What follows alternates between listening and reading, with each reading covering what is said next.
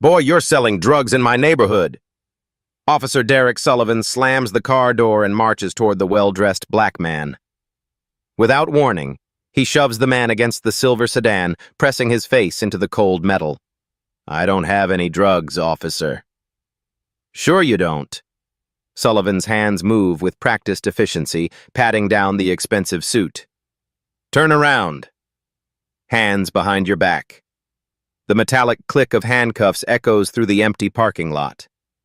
Sullivan opens the car door and reaches into the glove compartment. His hand emerges holding a small plastic baggie filled with white powder. Well, well. Look what we have here. The man's briefcase sits forgotten on the hood, city seal catching the streetlight. Inside are transition documents marked Office of the Mayor. 3 floors above, an inauguration photo sits on a mahogany desk. Sullivan grins as he waves the planted evidence. Have you ever watched someone's assumptions completely blind them to who they were really dealing with? 48 hours earlier, Doctor. Jonathan Hayes raised his right hand in the City Hall rotunda, surrounded by cheering supporters. The oath of office echoed through marble corridors that had seen decades of political promises. At 52, Hayes represented something new. A civil rights attorney who'd spent 15 years defending victims of police misconduct, now sworn in as the city's first black mayor in over 30 years. I solemnly swear to uphold the Constitution and serve all citizens of this great city. The applause was thunderous, but Hayes knew the real work started now. His campaign had centered on one controversial promise: comprehensive police reform. Body cameras for every officer. Independent oversight of misconduct complaints, an end to the thin blue line that protected bad cops at the expense of good ones. Not everyone was celebrating. 3 miles across town, Officer Derek Sullivan sat in the precinct break room, watching the inauguration coverage with growing disgust. 15 years on the force had taught him how the world really worked. Politicians came and went, but the streets remained the same. Someone had to keep order, even if bleeding hearts didn't understand the methods required. The new mayor thinks he's going to change everything, Sullivan muttered to his partner, Officer Mike Torres. We'll see about that. Sullivan's personnel file told a different story than his swagger suggested. 14 formal complaints in 5 years, excessive force allegations, suspicious evidence discoveries. Each time, the police union had closed ranks, filing paperwork and applying pressure until complaints disappeared into bureaucratic limbo. The complaints shared disturbing patterns: young black men, late-night encounters, drugs mysteriously appear during searches. Sullivan had mastered the art of manufacturing probable cause, turning routine traffic stops into felony arrests with surgical precision. Captain Maria Rodriguez had tried warning him twice. Derek, you're walking a thin line. These complaints keep coming. Street criminals file complaints when they get caught. That's what they do. Sullivan's response never varied. I'm just doing my job. But Rodriguez wasn't buying it anymore. Hayes' election had sent shockwaves through the department's old guard. Change was coming whether they liked it or not, and officers like Sullivan would be first in line for scrutiny. Hayes had chosen to keep his inauguration low-key, declining the traditional mayor's mansion until renovations were complete. He maintained his law practice downtown, the same office where he'd built his reputation defending the defenseless. The decision was practical and symbolic: stay connected to the community that elected him. On this particular evening, Hayes was leaving his first official city council meeting as mayor. The session had run late, filled with budget discussions and the delicate politics of implementing his reform agenda. Opposition council members had made their displeasure clear, questioning every proposal with thinly veiled hostility. Mr. Mayor, Council President Angela Washington had said during a break, "You're moving too fast on these police reforms. Some people aren't ready for such dramatic changes."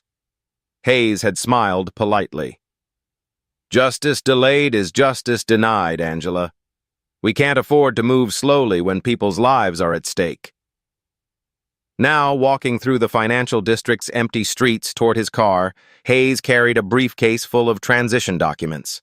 personnel files on problematic officers, budget allocations for new oversight mechanisms, policy drafts that would fundamentally reshape how the city's police department operated. The neighborhood was Sullivan's regular patrol area, a territory he'd claimed through years of aggressive enforcement. Local business owners knew his reputation. Keep your head down, don't ask questions, and Officer Sullivan would keep the undesirables away from your establishments. Tonight's patrol had been quiet until Sullivan spotted the black man in the expensive suit. Something about the scene bothered him. Wrong person, wrong neighborhood, wrong time of night. In Sullivan's experience, well-dressed didn't mean legitimate. It often meant successful criminals with good lawyers and dangerous connections. The silver sedan had temporary plates, recently purchased from a high-end dealership. Sullivan couldn't see inside the briefcase, couldn't know about the city documents or the mayoral transition materials. All he saw was opportunity, another chance to remind someone that despite changing politics, the streets still belonged to him. Hayes' phone buzzed with messages from his chief of staff about tomorrow's schedule. 3 morning meetings, including a breakfast with the police chief to discuss implementation timelines for the new accountability measures. Sullivan would be high on their list of officers requiring immediate attention. Neither man knew they were about to collide in a confrontation that would define Hayes' entire mayoral tenure and destroy Sullivan's carefully constructed career in a matter of hours. The security cameras positioned throughout the financial district hummed quietly, recording everything with digital precision that would soon matter more than either man could imagine. Sullivan's patrol car rolls to a stop 30 feet from the silver sedan. The headlights cast harsh shadows as he steps out, boots hitting pavement with deliberate force. His hand instinctively moves to his service weapon, a gesture designed to establish dominance from the first moment of contact. Turn around slowly. Keep your hands visible. Hayes complies without argument, briefcase still in his left hand. His movements are calm, measured, the behavior of someone who understands that cooperation might be the difference between life and death in situations like this. I'm just heading to my car, officer. Is there a problem? Sullivan circles him like a predator, eyes scanning for any excuse to escalate. The problem is, you are in this neighborhood at this time of night. We've had reports of drug activity around here. I work in that building. Hayes nods toward the office tower behind them. I'm an attorney. Sure you are. Sullivan's voice drips with disbelief. Attorneys don't usually conduct business at midnight in parking lots. Put the briefcase down and place your hands on the vehicle. Hayes sets the briefcase on the sedan's hood. The city seal faces downward, invisible in the dim lighting. Inside the case, transition documents marked Confidential Office of the Mayor sit inches away from Sullivan's reaching hands, but might as well be on another planet. Officer, I'm happy to show you my identification. My driver's license will confirm. I'll decide what I need to see. Sullivan's hands begin patting down Hayes' expensive suit, searching for weapons or contraband that doesn't exist. Are you carrying anything illegal? Drugs? Weapons? Anything that's going to stick me? No, sir. Nothing like that. The search produces only a wallet, keys, and a cell phone. Sullivan examines the driver's license with exaggerated scrutiny, noting the government building address but dismissing it as irrelevant. In his experience, criminals often used fake addresses to throw off investigations. This address is current? Yes, it is. Sullivan tosses the license back carelessly. Funny thing about drug dealers, they always have explanations, always claim they're somebody important. From his patrol car, Sullivan retrieves a small plastic baggie filled with white powder. It's the same type he's planted dozens of times before, purchased from evidence lockers of closed cases and recycled into new arrests. The technique has never failed him yet. I'm going to search your vehicle now. Do you have any objections? Hayes straightens slightly. Officer, you don't have probable cause to search my car. I haven't committed any crime, and you have no reasonable suspicion. Sounds like you know a lot about police procedure for an innocent man. Sullivan's grin is predatory. That makes me even more suspicious. Without waiting for consent, Sullivan opens the sedan's passenger door. His movements are quick, practiced. The baggie slides smoothly into the glove compartment, nestled behind the owner's manual where it will be discovered moments later. Well, well, well. What do we have here? Sullivan's hand emerges holding the planted evidence, white powder clearly visible through the clear plastic. He holds it up like a trophy, making sure any security cameras capture the moment of discovery. That's not mine. I've never seen that before in my life. They all say that. Sullivan signals to his backup unit, which has been circling the block. Every single one of them claims innocence right up until they're sitting in a cell. Officer Torres arrives within minutes, his squad car's blue lights painting the parking lot in alternating shadows. Sullivan waves him over with obvious satisfaction. "Mike, look what our well-dressed friend was carrying around. Looks like about 2 grams of cocaine to me." Torres examines the baggie with practiced eyes. "Nice catch, Derek. How'd you know what to look at?" "Experience.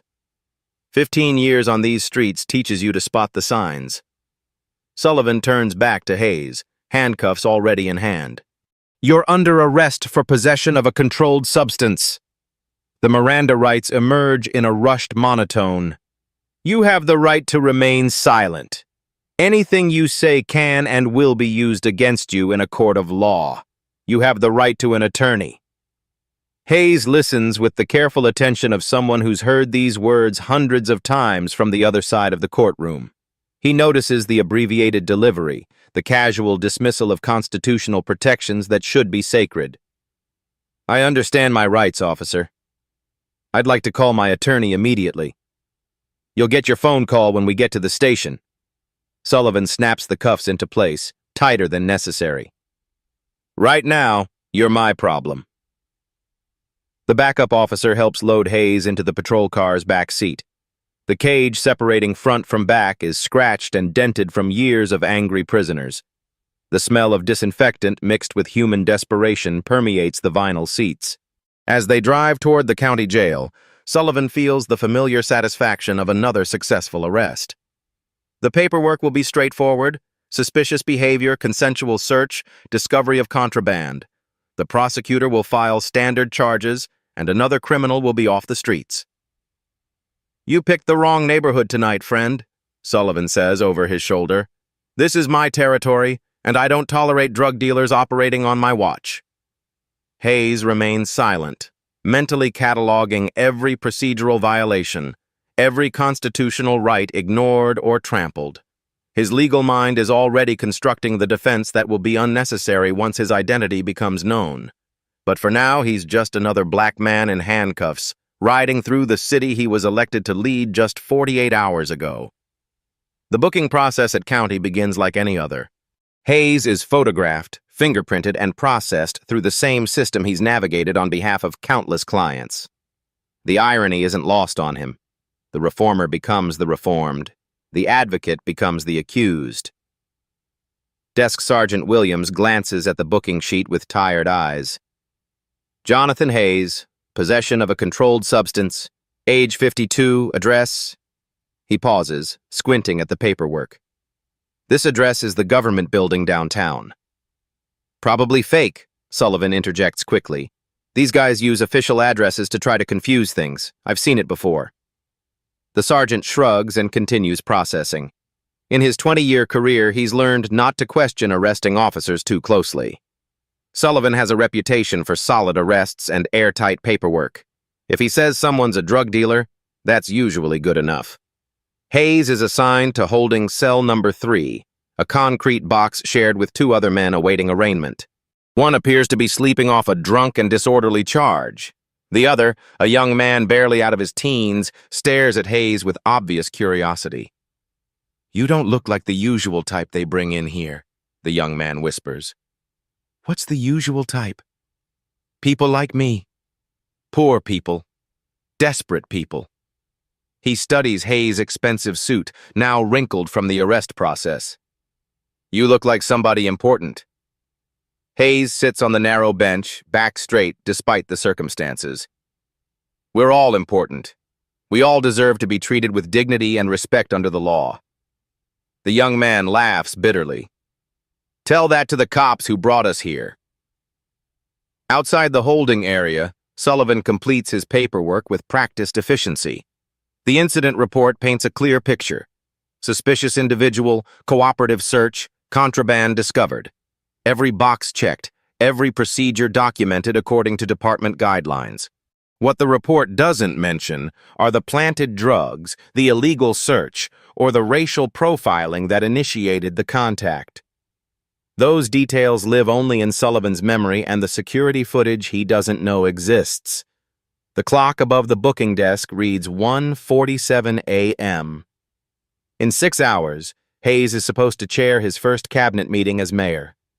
His chief of staff will begin making calls when he doesn't show up, setting in motion a chain of events that will unravel Sullivan's carefully constructed lie faster than either man can imagine. But for now, the system grinds forward with mechanical precision, processing another black man through the machinery of American justice, unaware that this particular arrest will soon make headlines across the nation. The holding cell's fluorescent lights never turn off, casting everything in harsh, institutional white. Hayes sits between the sleeping drunk and the young man who introduced himself as Marcus Williams, arrested for loitering while waiting for a bus after his night shift at a warehouse. First time? Marcus asks quietly. Yes. Shows. You still got that look like you expect this to make sense. Marcus shifts on the uncomfortable bench. Been through this dance 4 times. Always the same officers, always the same charges that somehow stick just long enough to cost me jobs. Hayes absorbs this information with growing unease. The casual acceptance of systemic abuse, the resigned way Marcus describes repeated harassment, it paints a picture of institutional failure that goes far beyond one bad officer. What officers? Sullivan, mostly. Sometimes his partner, Torres. They got their territory mapped out real clear, know exactly who belongs where and when. Marcus glances toward the booking area. Sullivan's got a reputation. Nobody talks about it officially, but word gets around. At 2:30 a.m., 3 hours after Hayes should have been home preparing for morning meetings, his chief of staff, Sarah Carter, begins her first worried phone call. It goes straight to voicemail. Jonathan, it's Sarah. Just checking that you're prepared for the 8 a.m. cabinet meeting. Call me back when you get this. She tries again at 3:15, then 4:45. By 5:30, genuine concern has replaced professional worry. Meanwhile, Captain Rodriguez arrives for her early shift and notices irregularities in Sullivan's overnight report. The timeline seems rushed. The description of probable cause feels formulaic, almost copy-pasted from previous incidents. Most troubling, the suspect's address matches the government building downtown. Williams, she calls to the desk sergeant. This booking from last night, Jonathan Hayes. Can you verify this address? Sullivan said it was probably fake. Guys use official addresses sometimes to confuse things. Rodriguez pulls up Hayes' driver's license information on her computer. Valid license, clean record, legitimate address. Something doesn't add up.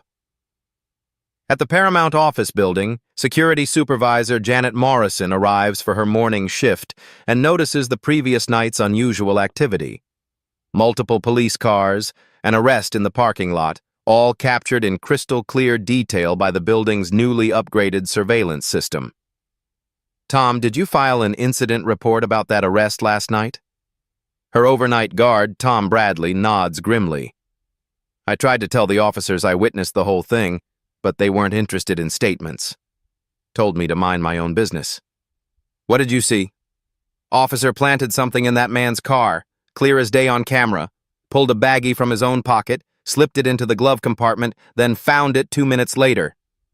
Morrison pulls up the footage immediately. The timestamp shows 11:43 p.m. Officer Sullivan removing an object from his duty belt and placing it in the sedan's glove compartment. At 11:45 p.m., the same officer opens the compartment and emerges holding what appears to be a small plastic bag. Jesus Christ. Tom, make copies of this footage immediately. Multiple copies. By 6 a.m., Hayes had been in custody for over 6 hours without his legally guaranteed phone call. The public defender's office won't open for another 2 hours. His arraignment is scheduled for 10 a.m., a rushed timeline that will prevent adequate preparation of his defense. Sarah Carter's concern has escalated to alarm. She contacts Mayor Hayes' deputy chief of staff, his personal assistant, and finally calls the police non-emergency line. "I'm trying to locate Mayor Jonathan Hayes. He missed several scheduled appointments and isn't responding to calls." The dispatcher checks overnight incident reports, but finds no record of anyone by that name. Sullivan's booking used only Jonathan Hayes without the title, buried among dozens of other arrests. "No record of that name in our system, ma'am." "Have you tried calling hospitals?" At City Hall, the 8 a.m. cabinet meeting proceeds without its leader. Department heads exchange worried glances as Sarah Carter makes excuses about emergency matters requiring the mayor's immediate attention. The truth is, nobody knows where he is. Detective Lisa Carter, no relation to the chief of staff, arrives at headquarters and notices Captain Rodriguez reviewing arrest reports with unusual intensity. "Something wrong, Captain?" "This arrest from last night. Officer Sullivan claims he discovered drugs during a consensual search, but the suspect's address is bothering me." Rodriguez shows her the paperwork. "Government building downtown. Clean record. And look at this. He listed his occupation as attorney." Detective Carter examines the file more carefully. Jonathan Hayes. Why does that name sound familiar? Run a full background check. Something about this doesn't feel right. The database search takes less than 2 minutes to return results that make both women's blood run cold. Jonathan Hayes, age 52, occupation listed as Mayor, City of Derrière, with an inauguration date of 2 days prior. "Holy shit," Detective Carter whispers. "Rodriguez, we've got a massive problem." "How massive?" "We arrested the mayor." Sullivan arrested the sitting mayor of our city on drug charges, and he's been in jail for 6 hours. The institutional machinery that had been grinding forward with bureaucratic efficiency suddenly lurches to a complete stop. In law enforcement, there are mistakes. And then there are career-ending catastrophes that trigger federal investigations and congressional hearings. This falls squarely into the second category. Rodriguez grabs her phone to call the chief, but Detective Carter stops her. "Captain, before we make any calls, we need to see that arrest footage. If this is what I think it is, we're about to be in the middle of the biggest police misconduct case this city has ever seen." Detective Carter's hands shake slightly as she dials the Paramount Office Building's security office. The implications of what they've discovered are staggering, not just for Sullivan, but for the entire department, the city, and potentially their own careers. "This is Detective Carter, Metro Police. I need to speak with your security supervisor about an incident in your parking lot last night." "That would be Janet Morrison. Hold on." Morrison's voice is crisp and professional when she comes on the line. "Detective, I was actually planning to call you this morning. We have security footage of what appears to be evidence tampering during an arrest last night. We need to see that footage immediately." "I'll be here." "And Detective, you're going to want to bring your supervisors. This is bigger than a simple misconduct case." Captain Rodriguez and Detective Carter arrive at the Paramount Building within 20 minutes, accompanied by Internal Affairs Lieutenant David Park. Morrison leads them to the security office where multiple monitors display different camera angles of the previous night's incident. "I've queued it up to the relevant timestamps," Morrison says, her finger hovering over the play button. "Fair warning, this is going to be difficult to watch." The footage begins at 11:41 p.m. Hayes approaches his sedan while Sullivan's patrol car is still 50 yards away. He moves with the unhurried pace of someone ending a long workday, briefcase in hand, checking his phone for messages. Normal behavior, Lieutenant Park notes. No indication of criminal activity or suspicious conduct. At 11:42, Sullivan's car accelerates toward Hayes's position. The audio picks up Sullivan's voice clearly. "Hey boy, drop that briefcase and get on the ground." Captain Rodriguez winces at the language. In modern policing, such terminology is not just unprofessional. It's evidence of bias that can destroy cases in court. The camera captures Hayes's compliance in perfect detail. His movements are careful, controlled, designed to avoid any action that might be interpreted as threatening. Morrison fast-forwards through the pat-down and identification check. "Here's where it gets interesting," she says, slowing the playback to normal speed. At 11:43:17, Sullivan approaches the sedan's passenger side. His body partially blocks the camera's view, but his movements are clearly visible. He reaches to his duty belt, removes a small object, and opens the car door. "Jesus," Detective Carter breathes. He's planting it. The footage shows Sullivan's hand inside the glove compartment for exactly 14 seconds. When he withdraws, his hands are empty. He closes the door, walks around the vehicle once, then returns to the passenger side at 11:45:03. Sullivan opens the glove compartment again. This time, his hand emerges holding a clear plastic baggie. "Well, well, well. What do we have here?" Sullivan's voice carries clearly on the audio. Lieutenant Park pauses the video. "That's evidence tampering, false arrest, civil rights violation, and about 6 other felonies. This officer's career is over." "It gets worse," Morrison says quietly. "Watch Hayes's reaction." She resumes playback. Hayes doesn't protest or argue when the drugs are discovered. Instead, he responds with the measured calm of someone who understands exactly what's happening and knows that resistance will only escalate the situation. "That's not mine. I've never seen that before in my life." His voice is steady, professional. Not the panicked denial of a caught criminal, but the controlled response of someone managing a dangerous situation with patience and intelligence. "They all say that," Sullivan responds on the recording, clearly enjoying the moment. Detective Carter studies Hayes' posture throughout the arrest process. "Captain, look at how he's handling this. This isn't someone afraid of being caught. This is someone calculating legal strategy." The realization hits Rodriguez like a physical blow. He's a lawyer. He's been through this process hundreds of times from the other side. He knows exactly what Sullivan is doing wrong. Morrison switches to a different camera angle showing Hayes being loaded into the patrol car. The footage captures Sullivan's smug satisfaction, his casual conversation with Officer Torres, and his obvious belief that he's just scored another easy arrest.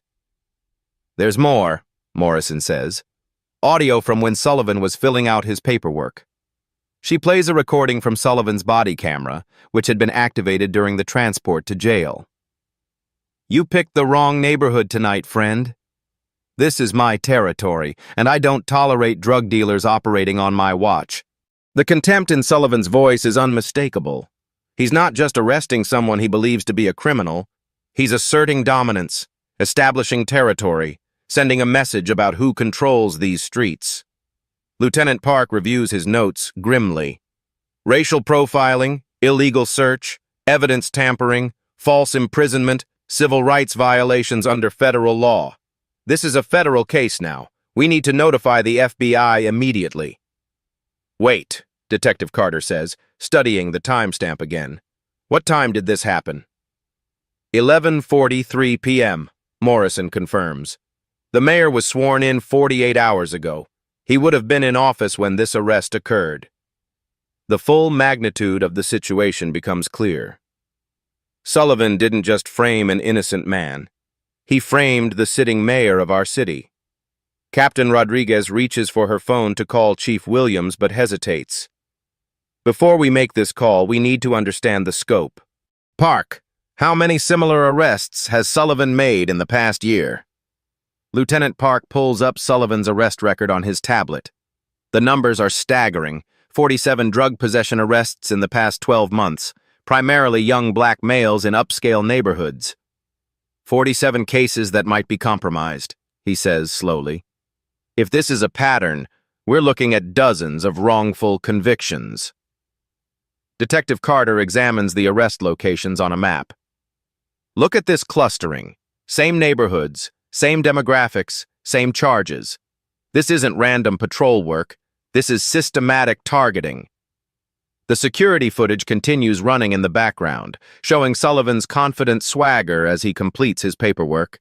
His body language radiates satisfaction, the expression of someone who believes he's untouchable. Morrison switches to the final camera angle, showing Hayes sitting in the patrol car's back seat. Even in custody, his posture remains dignified. He's not slumped in defeat or struggling against restraints. He sits upright, observing, processing, and preparing. "Gentlemen," Morrison says quietly, "I've been in security for 15 years. I've seen a lot of arrests, a lot of police interactions. That man in the back seat? He's not afraid. He's angry, but he's not afraid. He knows something that the officer doesn't." Captain Rodriguez finally makes the call to Chief Williams. "Chief, we have a code red situation. We need you in the building immediately, and you need to contact the mayor's office." "What kind of code red?" "The kind that makes national news and triggers federal investigations. Sir, we arrested Mayor Hayes last night on planted drug charges. It's all on video." The silence on the other end of the line stretches for nearly 10 seconds. Jesus Christ, how long has he been in custody? 7 hours, sir. And Chief? This appears to be part of a larger pattern. We might be looking at dozens of compromised cases. Within minutes, the machinery of damage control begins turning. But it's already too late. The footage is saved, the evidence is documented, and the truth is about to explode across every news outlet in the country. Officer Sullivan's confident swagger is about to meet the immovable force of accountability he never saw coming. Chief Williams arrives at headquarters within 30 minutes, his usual calm demeanor replaced by barely controlled panic. The conference room fills quickly. Captain Rodriguez, Detective Carter, Lieutenant Park, the city attorney, and Deputy Chief Harrison, all summoned for emergency damage control. "Show me the footage," Williams says without preamble. They watch in silence as Sullivan plants the evidence, arrests the mayor, and transports him to jail with obvious satisfaction. When the video ends, Williams removes his glasses and rubs his temples. "How many people know about this?"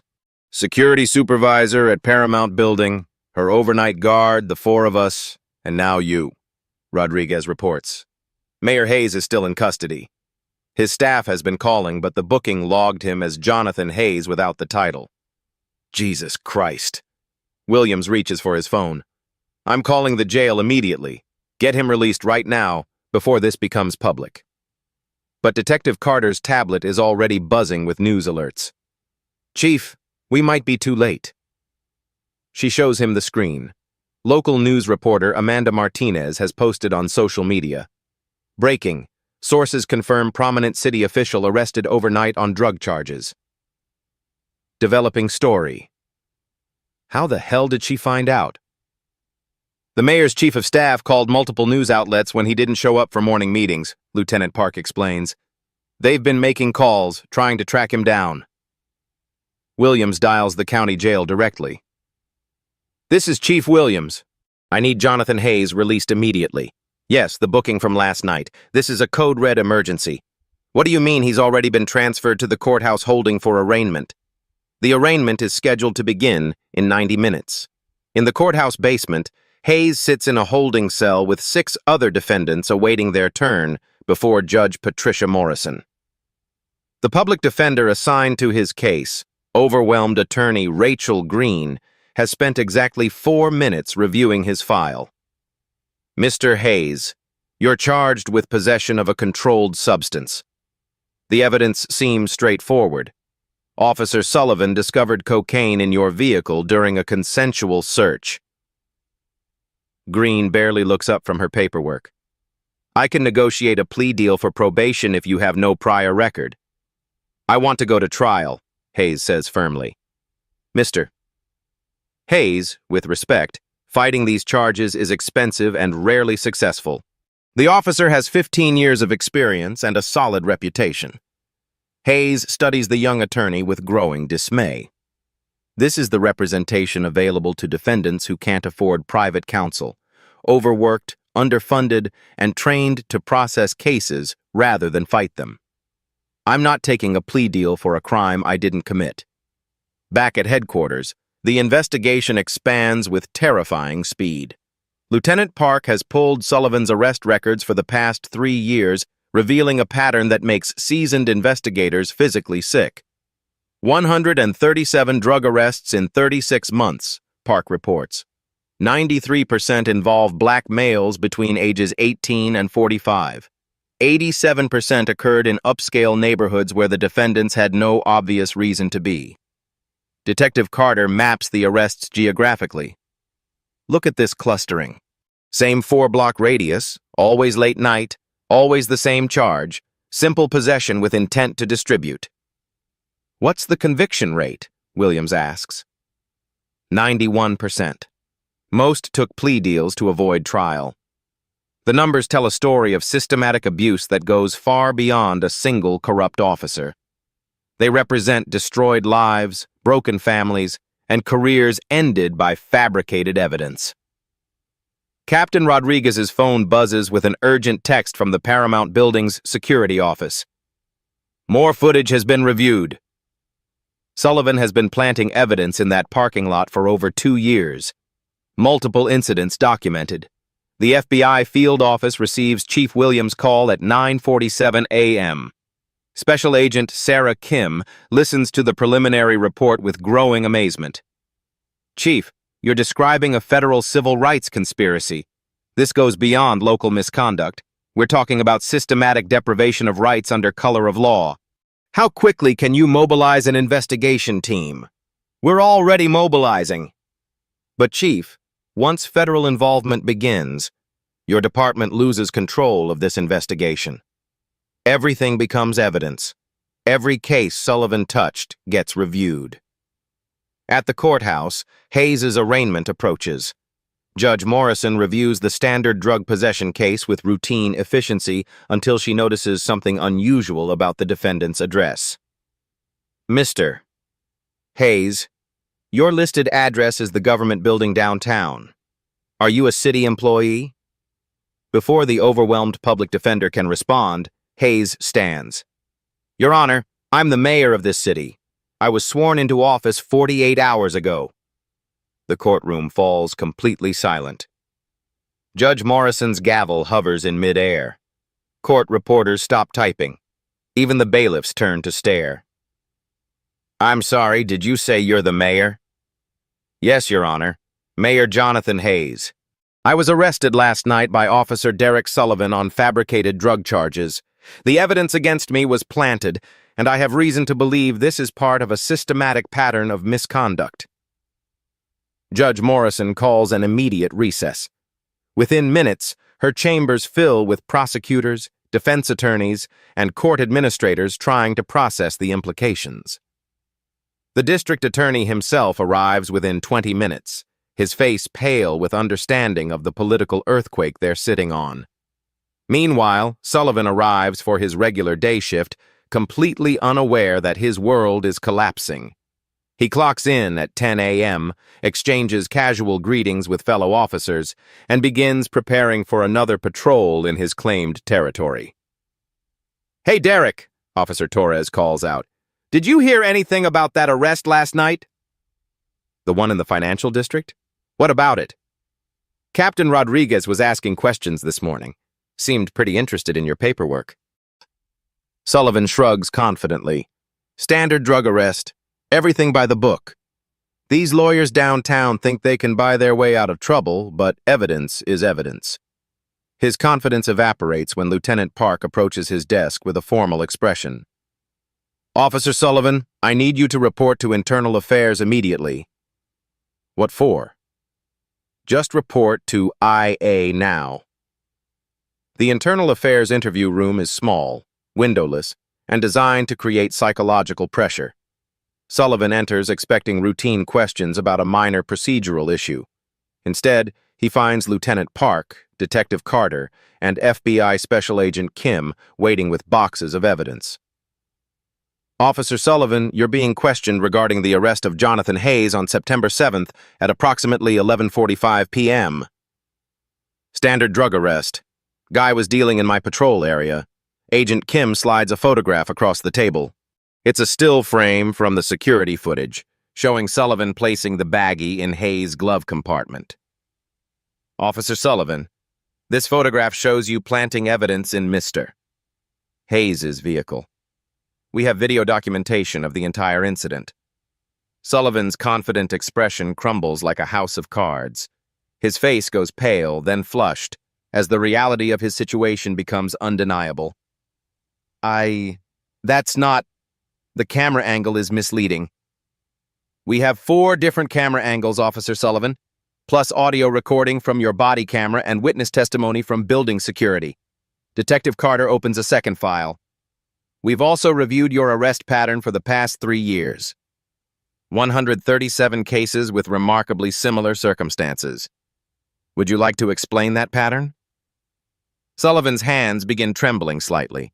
15 years of aggressive policing, protected by union lawyers and institutional indifference, have suddenly become federal evidence of systematic civil rights violations. I want my union representative. That's your right, Agent Kim confirms. But Officer Sullivan, I should inform you that we're investigating this as a federal conspiracy. The charges you're facing include deprivation of rights under color of law, evidence tampering, false imprisonment, and civil rights violations. Each count carries up to 10 years in federal prison. The interrogation continues for 4 hours. Sullivan's union attorney arrives with grim expressions and legal pads full of damage control strategies that become increasingly irrelevant as more evidence is presented. Meanwhile, news of Hayes' arrest and release spreads across social media like wildfire. Number sign planted evidence begins trending nationally. Civil rights organizations issue statements. Cable news networks dispatch crews to the courthouse and police headquarters. By afternoon, the story had reached national prominence. Hayes holds an impromptu press conference on the courthouse steps, flanked by his legal team and community leaders. Yesterday evening, I was arrested on fabricated charges by an officer who planted drugs in my vehicle. This isn't just about me. It's about a pattern of abuse that has destroyed countless lives in our community. Reporters shout questions about federal investigations, civil lawsuits, and political implications. Hayes maintains his composure, but his anger is visible beneath the professional demeanor. Officer Sullivan didn't know he was arresting the mayor. He thought he was arresting just another black man he could frame without consequences. That should terrify every citizen who believes in justice and constitutional rights. The fallout accelerates throughout the day. Sullivan is suspended without pay pending investigation. The FBI seizes his arrest files, evidence lockers, and body camera footage. Defense attorneys across the city begin filing motions to review their clients' cases involving Sullivan's testimony. By evening, the corruption investigation had expanded to include potential supervisory failures, evidence room security, and departmental training procedures. What began as one officer's racist assumption has become a federal case study in institutional failure. Sullivan returns home to find news vans lining his street and reporters shouting questions through his windows. His confident swagger has been replaced by the hunched posture of someone whose entire world has been destroyed in a single day. The officer who believed he controlled the streets has discovered that accountability, when it finally arrives, is swift and merciless. 6 months later, the federal courthouse buzzes with media attention as United States versus Derek Sullivan reaches its climax. The courtroom gallery overflows with reporters, community activists, and families of Sullivan's previous victims who have waited years for this moment. Sullivan sits at the defendant's table, his once confident demeanor replaced by the hollow stare of a man whose life has been systematically dismantled. The evidence against him is overwhelming. Security footage, body camera recordings, forensic analysis, and testimony from 43 victims whose cases have been reopened. Has the jury reached a verdict? Judge Elizabeth Carter asks. We have, Your Honor. The foreman, a retired teacher, stands with papers that will determine Sullivan's fate. On the count of conspiracy to deprive civil rights under color of law, we find the defendant guilty. On the count of evidence tampering in the first degree, guilty. On the count of false imprisonment. The guilty verdicts continue for 12 separate counts. Each one represents not just Sullivan's crimes, but vindication for victims who were never believed, families torn apart by false arrests, and young men whose futures were destroyed by planted evidence. In the gallery, Marcus Williams, the young man who shared Hayes's holding cell that first night, wipes tears from his eyes.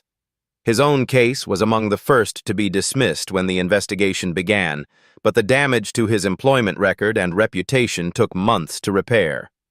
On all counts, we find the defendant guilty as charged. Judge Carter sets sentencing for the following month, but the maximum penalties are already clear: 47 years in federal prison with no possibility of parole. Sullivan's pension has been revoked, his law enforcement certification permanently suspended, and civil judgments from victim lawsuits have bankrupted him completely.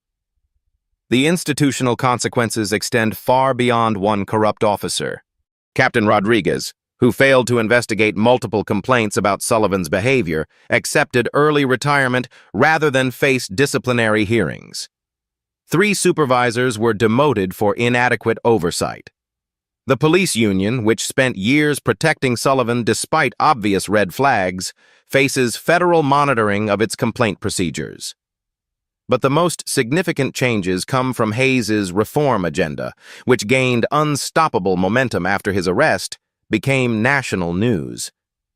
The city council, previously resistant to police accountability measures, unanimously approved comprehensive reforms within 90 days. Every officer now wears mandatory body cameras that cannot be manually disabled. All interrogations and arrests are recorded from multiple angles. An independent civilian oversight board reviews every use of force incident and misconduct complaint, with real authority to impose discipline. The evidence room has been completely restructured with biometric access controls and continuous surveillance. Chain of custody procedures now require multiple signatures and digital tracking for every piece of evidence. Random audits occur monthly, conducted by external forensic specialists. Most importantly, the department's culture has begun shifting. Officer Torres, Sullivan's former partner, now leads training sessions on constitutional policing and bias recognition. New recruits undergo extensive screening for racial bias and authoritarian tendencies. Community policing initiatives have replaced aggressive patrol tactics in the neighborhoods Sullivan once terrorized. The verdict today represents more than justice for individual victims, Hayes tells reporters outside the courthouse.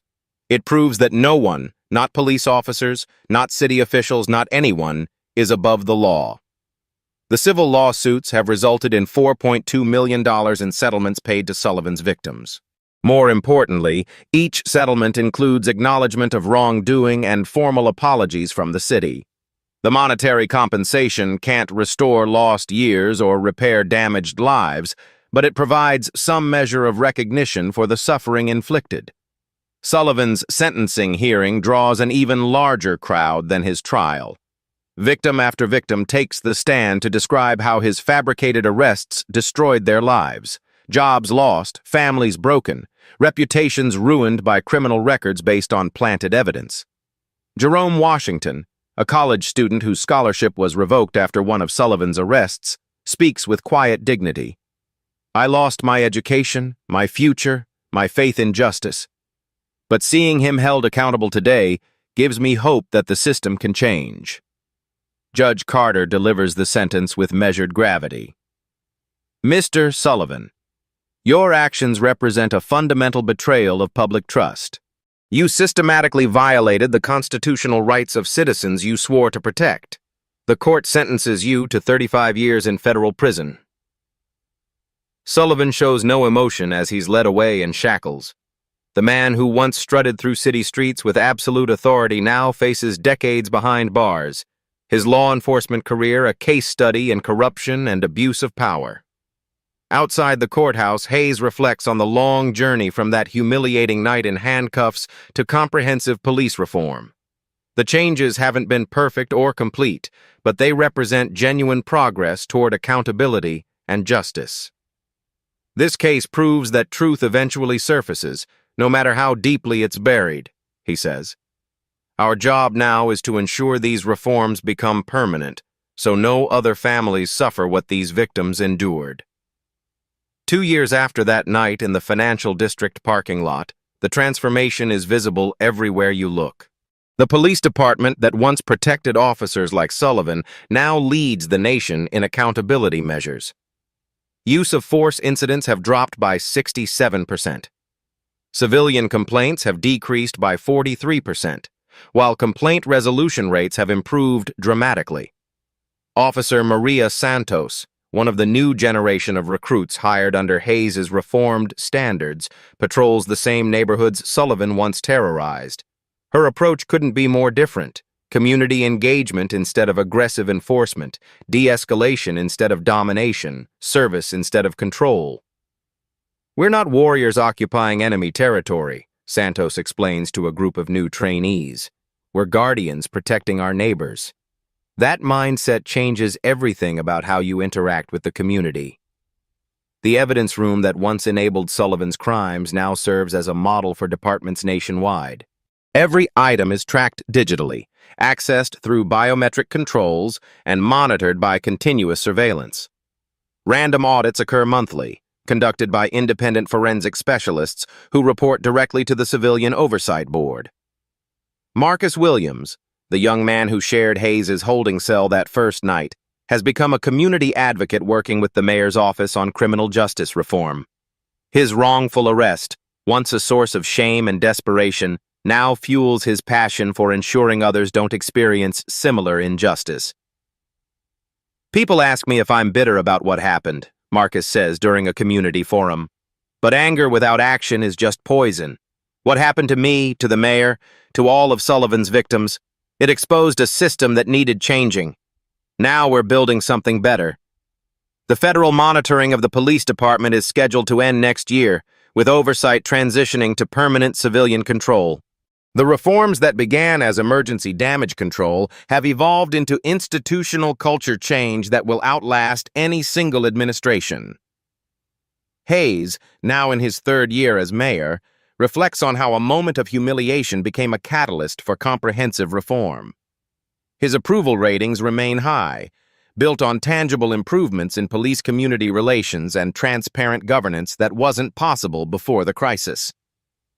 Sometimes the worst experiences become opportunities for the greatest progress, he says during his weekly radio address. But change doesn't happen automatically. It requires constant vigilance, community engagement, and leaders willing to confront uncomfortable truths. The security footage from that September night has been viewed millions of times online, becoming a powerful tool for police training and civil rights education. What Sullivan intended as another routine abuse of power instead became irrefutable evidence of systemic failure and the urgent need for reform.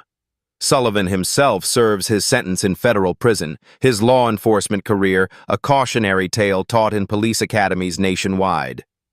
His conviction helped trigger reforms in dozens of other departments facing similar patterns of misconduct and abuse. The story that began with racist assumptions and planted evidence has become proof that accountability, while sometimes delayed, can ultimately prevail. The reforms implemented in response to Hayes's arrest have prevented countless future injustices and restored community trust that seemed irreparably broken. But vigilance remains essential. Reform is not a destination, but an ongoing journey requiring constant commitment from citizens, leaders, and law enforcement officers who understand that true authority comes from serving others, not dominating them. What would you do if you witnessed injustice in your community? How can we ensure that accountability isn't just a one-time event, but a permanent change in how we approach justice? Share your thoughts in the comments below, and don't forget to like and subscribe for more stories about real people creating positive change in their communities.